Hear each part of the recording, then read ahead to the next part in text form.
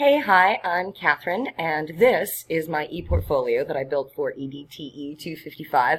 It broke my heart. Nobody else was ever going to see it, so I've decided to bring you to my lesson plan through my Weebly page.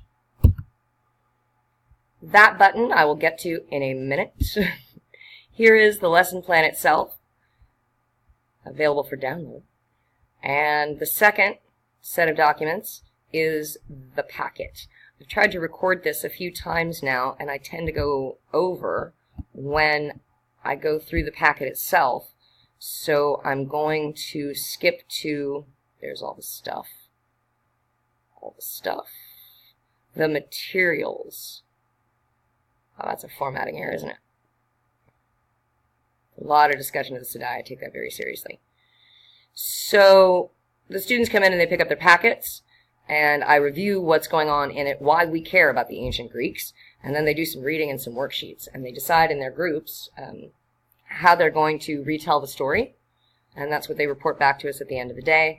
And they have a tweet exit ticket.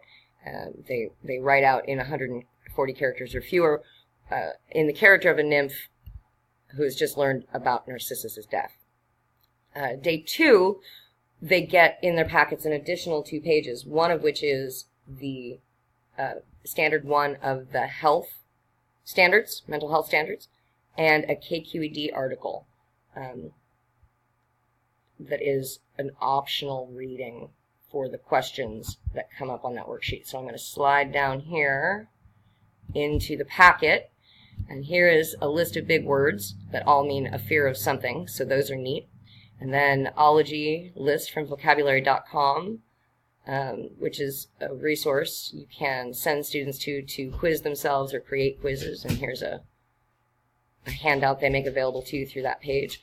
And then this may look like a lot of facts, but it's really the sentence right here. The term myth itself implies community. In Greek, it means what they say. So mythology is the study of what they say. So we're going to talk about what it is, the reports, the reliability of gossip, and those kinds of things briefly. And then there's the body of the text, and I'm scrolling down to, that's all the stuff they're going to do the first day, which, because they're worksheets and it's a short passage, it looks like a lot of paperwork, but it goes pretty quickly, and they do have to find stuff and discuss it.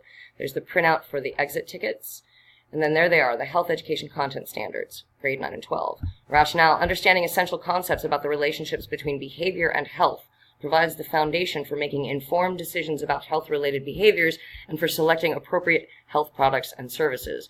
And we're not so much about the products and services as we are about the important decision-making. And these are the essential concepts I grouped for them for this discussion. And then, knowing what they now know about Narcissus, I ask them to respond to these questions. Is Narcissus obliged to return the affections of his admirers? What does the story of Echo and Narcissus have to do with mental health standards? Define love. And they should answer 2 of those 3 questions, or they have the option of reading the supplemental KQED article, which I will reveal to you the title of, and respond to it, answering the question, is your generation narcissistic? Are teens today more narcissistic than previous generations?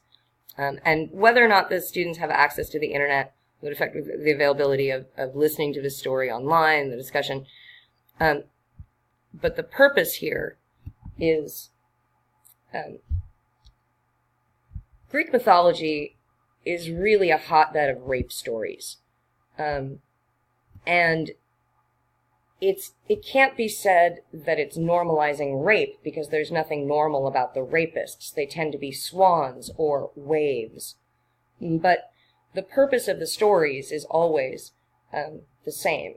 It's to tell you how you ought to behave. And there's a lot of that going on in the world. And ours is undeniably a rape culture. And so a discussion of why we blame Narcissus for not loving everybody back, who claimed to love him, whose behavior ultimately ended in his death because they didn't get what they wanted from him. I feel like that question alone is a really good launching off point for a lot of discussions. And then there are other things they can introduce into, and I'm always fascinated by what teenagers have to say in response to accusations about who they are made by people who have never met them.